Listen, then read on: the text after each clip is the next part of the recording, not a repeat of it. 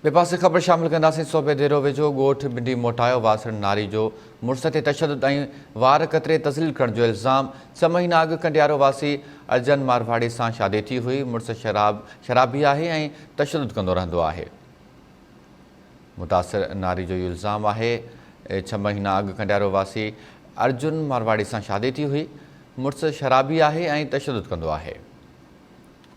अवां खे आगाह कयूं पिया। सूबे देरो वेझो ॻोठ भिंडी मोटायो वासण नारी मुड़ुस ते तशदुद ऐं वार कतरे तज़लील करण जो इल्ज़ाम हयो आहे। नारी रेखा जो चवणु आहे त 6 महीना अॻु कंडियारो वासी अर्जुन मारवाड़ी सां शादी थी हुई। मुड़ुस शराबी आहे ऐं तशदुद कंदो आहे। मुड़ुस बदपेशो करण खां इनकार ते सख़्त तशदुद जो निशानो बणायो, जंहिं करे पीउ जे घर अची पनाह वरिती आहे। अपडेट्स मालूम कयूं था। फज़ल मंगी लाइन ते मौजूदु आहे। जी फज़ल, कहिड़ा अपडेट्स आहिनि? जी बिल्कुल, मैं ॿुधाईंदो रहां त सबोदरो लॻो भिंडी मोटाए जी नारी रेखा दी ववीर मारवाड़ी साहब हिन खे ॿुधाईं त चयो त 6 महीना अॻु संदसि शादी कंडियारे वासी अर्जन वलद कोड़ो मारवाड़ी सां थी हुई। शादीअ खां पोइ मुंहिंजो मुड़ुसु शराबी आहे, जंहिं चयो त जेको हर वक़्तु मूंखे तशदुद कंदो रहे थो ऐं बदपेशो कराइण ते ज़ोर भरे रहियो आहे। हुनजो चवणु हुयो त जंहिं करे मूं ते सख़्तु तशदुद करे थो।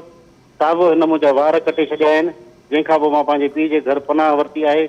इन IG सिंध ऐं वफ़ार इदारनि खां अपील कई त खेसि तहफ़ुज़ ॾियारियो वञे ऐं ज़ालिम मुड़ुस ख़िलाफ़ क़ानूनी कार्रवाई कई वञे। जी ठीकु आहे फज़ल, वॾी महिरबानी इन हवाले सां तफ़सील ॾियण जे लाइ।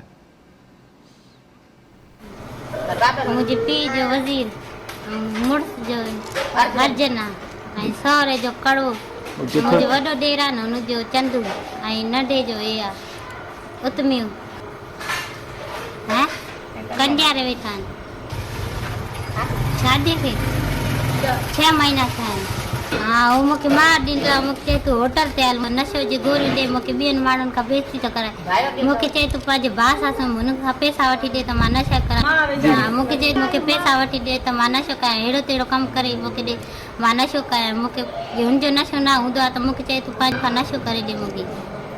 मूंखे मारींदो आहे, एॾी मूंखे मार ॾींदो आहे। मूंखे चए तूं कोठे ते हल मूंसां गॾु, मूंखे पैसा वठी ॾे त मां नशो कयां। मुंहिंजा हथ पेर ॿधे मूंखे टूका ॾींदो आहे, घुटा ॾींदो आहे, हथ पेर ॿधे मूंखे मार ॾींदो आहे। मूंखे हेॾो ज़ुल्म कंदो आहे मूंसां। मूंखे न खपे, मूंखे तलाक खपे। ॾिस कटियासीं सभु, मुंहिंजा वार कटे छॾिया। मां निंड में हुया, मजनि जो सुम्ही पिया आहिनि। मुंहिंजा वार कटे छॾिया, मूंखे न खपे।